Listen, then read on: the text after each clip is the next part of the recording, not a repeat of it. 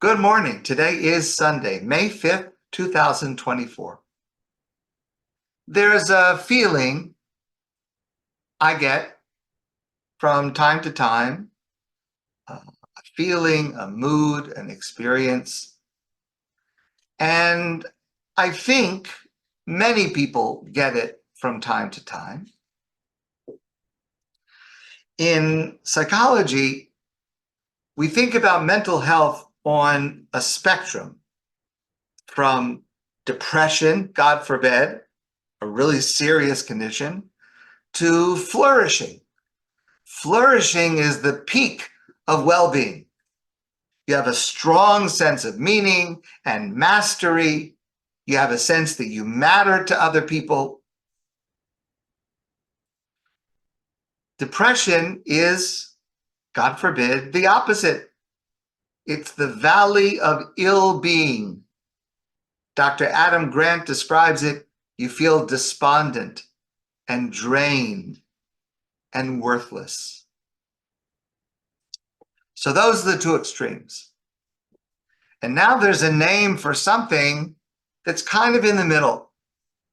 It's called languishing. Languishing means that it's not burnout because you still have energy. It's not depression. It's not that bad because you don't have hope. You don't feel hopeless. But it's just a feeling of being somewhat joyless and aimless. Languishing is a sense of stagnation and emptiness. It feels as if you're muddling through your days. It's like you're looking at your life through a foggy windshield. Languishing is the neglected middle child of mental health, according to Dr. Grant. It's the void between depression and flourishing. It's the absence of well-being. You don't have symptoms of mental illness, but you're not the picture of mental health either. You're not functioning at full capacity.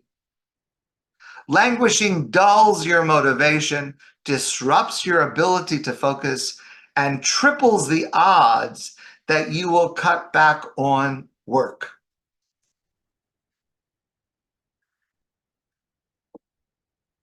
Over the last number of months, I have been very familiar with this feeling of languishing. Hopefully it's ending. And I think many people are affected by this, feel this way. And if you are concerned about this for yourself, number one, this is an article in the New York Times by Dr. Adam Grant.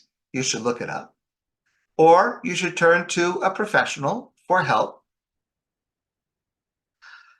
But there is a spiritual parallel. And it's a parallel that is addressed in our Torah portion, the Parsha of Kedoshim. Because Kedoshim, this week's Torah portion, is a potpourri of mitzvos, all kinds of mitzvos. There are ritual mitzvos, there are social mitzvos, there are individual mitzvos and collective mitzvos. There are more mitzvos in this single Torah portion than in any other parsha of the Torah. And they are introduced by this exhortation, by this preface. The Torah says, Hashem says to tell the Jewish people, Kedoshim Tihiyu, be holy. Why do we need an exhortation? Why do we need a preface? Why not just start with the mitzvahs themselves? Honor your parents, keep the Shabbos, etc., etc. Why do we need this introduction, Kedoshim Tihiyu, as if to say that looking at the mitzvahs themselves is not enough? And there needs to be a preamble, a sort of go get them before you start the list of mitzvahs. Why is that necessary? Dr. Aviva Zornberg addresses this question, and she likens it to the Mozart scene in the movie The Shawshank Redemption. You may remember this movie.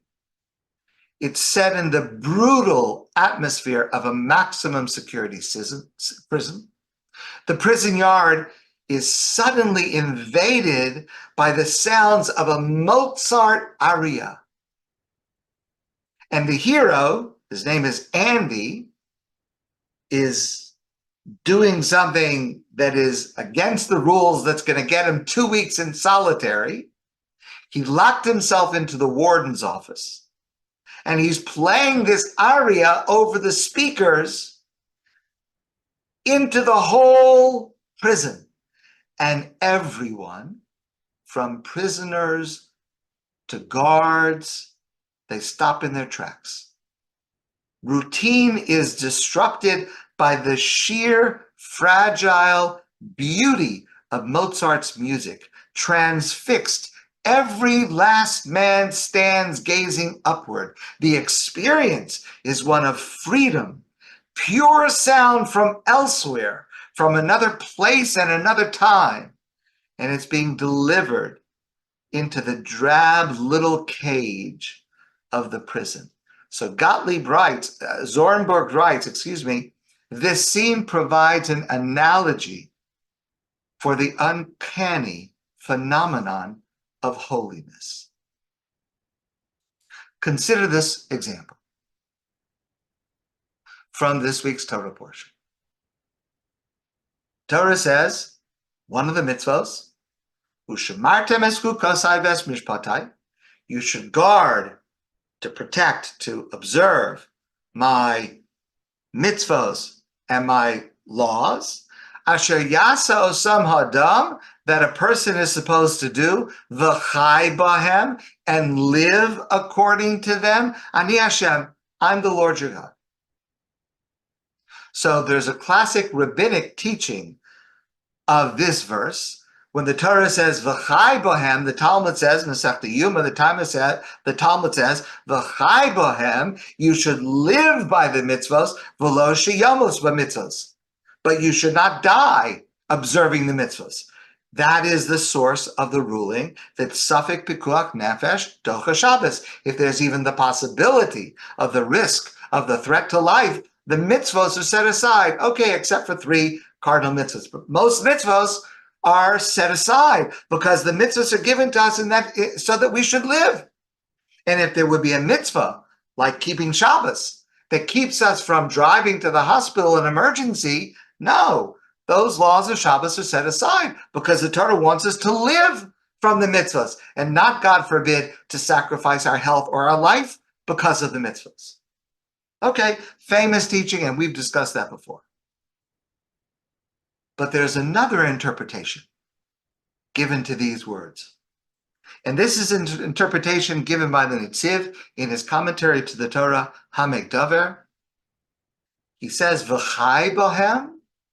He says, Sheyiyeh nafsho misaneg behergish ruchni bohem. When a person does a mitzvah, right? Ushmartem es chukosai ves mishpatai. The Torah is talking about when you keep my mitzvahs, v'chai bohem, that your soul should have pleasure and spiritual energy from the mitzvahs that you do. The purpose of fulfilling mitzvahs is increased vitality and enthusiasm. V'chai bohem, increased vitality through the mitzvahs. Doing mitzvahs, and again, this is a preface to the entire parsha, which is a preface to the entire Torah. Doing any mitzvah in the Torah should make us feel really alive. V'chai bohem. The great spiritual danger we all face from time to time is languishing, doing mitzvos in a rote manner. We're keeping Shabbos, but we're not really enjoying Shabbos. And to combat that, this densely packed parsha of mitzvos starts with Mozart. Kedoshim Tihiyu is an exhortation to not only do mitzvos. It's not enough to just do the mitzvos that are listed in this Torah portion and in the rest of the Torah, but we must do them with an aspiration towards love of God, with an aspiration that through observing these mitzvos, the fullness of life is joy at its most intense. Mitzvos should lead us to v'chai bahem, to greater vitality in our spiritual lives. Zornberg writes, Kedusha can be understood as the aspiration towards such vitality, a kind of discomfort in its baseline, a restlessness about all given situations. Here, one is not yet one who wishes to be just doing the mitzvos. One seeks out a deeper and larger way to be. Kedoshim Tihiyu, be holy, challenges us to overcome our spiritual languishing.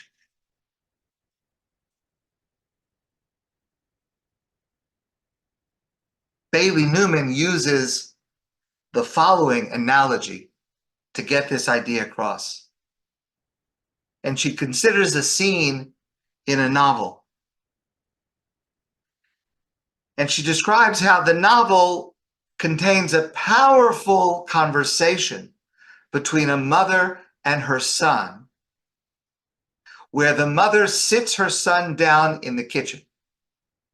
And the mother takes out a broom, a straw broom, and the mother begins sweeping the floor. And she's sweeping the floor and sweeping the floor, and she says to her son, which part of the broom is the most fundamental? Which part of the broom is the most important? Is it the bristles or is it the handle? So the boy hesitates. He sees his mother sweeping the room, sweeping the room. And finally, the boy says, well, the bristles are more fundamental because you can sweep without the handle just by gathering and holding the bristles together.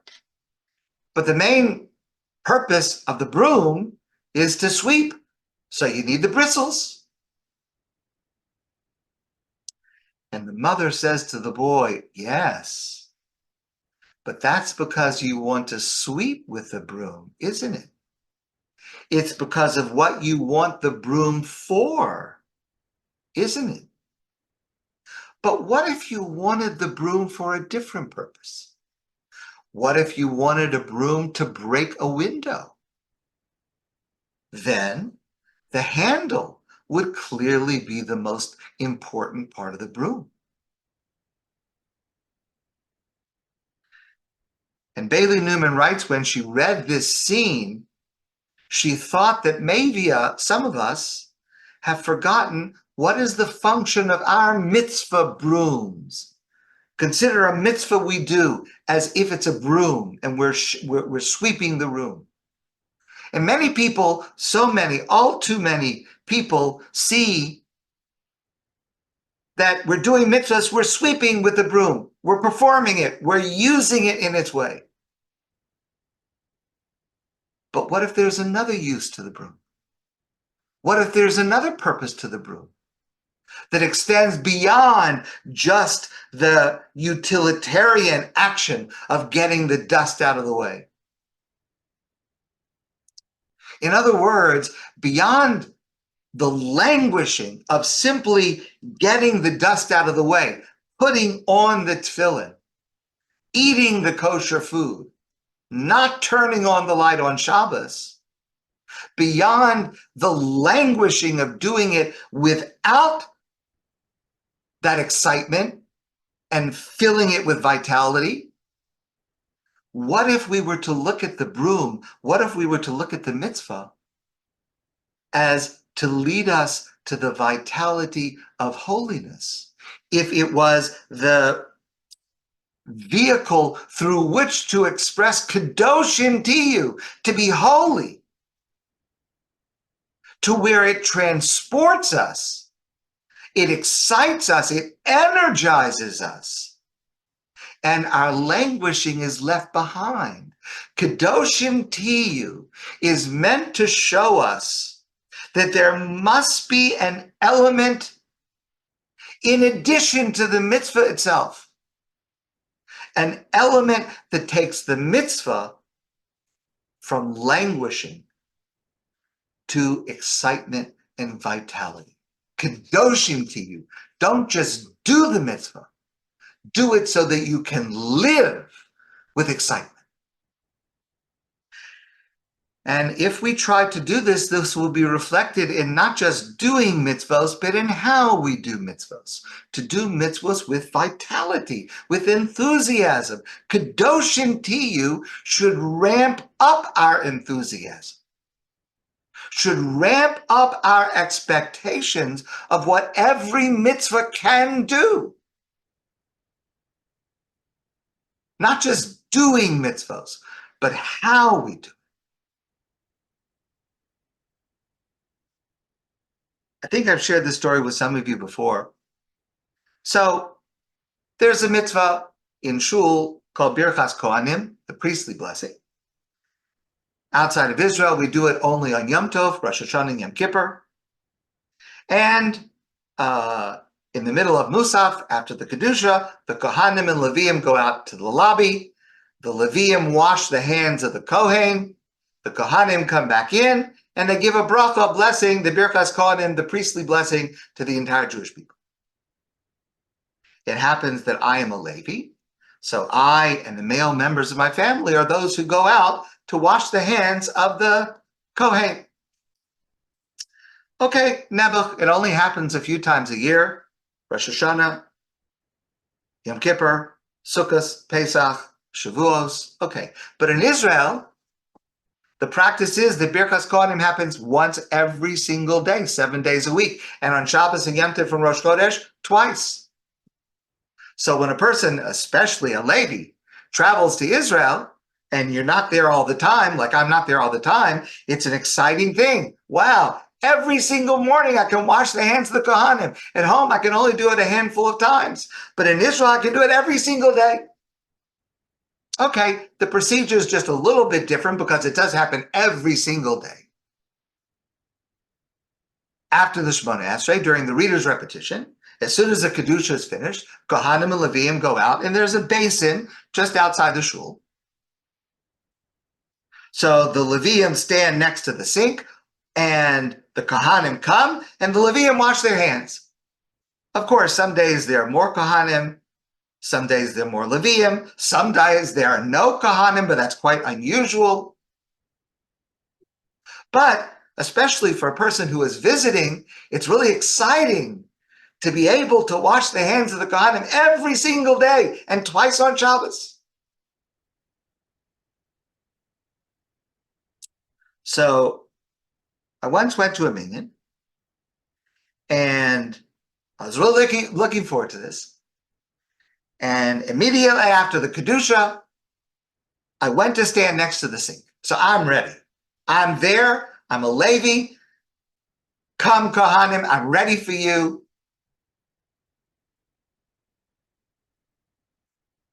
And nobody came to me. And I noticed that there were Kohanim, but nobody came to me. I'm standing right there. You have to wash your hands, Kohanim. Why didn't they come to me? So I asked my brother, who lives in Israel, who does this all the time. I said, Beryl, why didn't they come to me? I was standing right there. I was ready. Why didn't they come to me to wash their hands? And Beryl said to me, but were you holding the cup in your hand to use to wash the hands? Were you holding the cup in your hand? It takes alacrity. It takes wanting to do it with enthusiasm. I'm not just sitting there waiting for a Kohen to say to me, would you wash my hands? I've got to be ready to pour as soon as he reaches his hands out. I've got to have the cup in my hand filled with water, ready to pour. That's when I'm going to be able to get a Kohen. This sense of Kedoshim Tihiyu should give us a feeling that we should actively pursue mitzvos, not just wait for them to come to us. And that's when a mitzvah is not just fulfilled, but transformative. And that's what we mean, by the way, in the bracha before we say a mitzvah, before we do a mitzvah. We say a bracha, Baruch atah Hashem Elokeinu melech haolam, blessed are you, God, King of the universe, Asher kiddushanu b'mitzvosav, that you have sanctified us with your commandments, v'tzivanu, and you commanded us in this specific mitzvah. God did not just command us to do mitzvahs. God commanded us through Kedoshim Tihiyu, have the observance of your mitzvah make you holy. The Parsha of Kedoshim, our Torah portion this week, is not just a collection of miscellaneous mitzvos. It is an opportunity to approach these mitzvos and all other mitzvos in a different way, as a response to a call, Kedoshim Tihiyu, be holy, v'chai b'hem. There is so much more to a mitzvah than simply doing it. Any mitzvah. Than simply languishing with it. Being able to check it off and say, it was done. There's the potential of Kedoshim Tihiyu, be holy, through every mitzvah we perform. My friends, I wish you a great day, and I look forward to seeing you soon in person.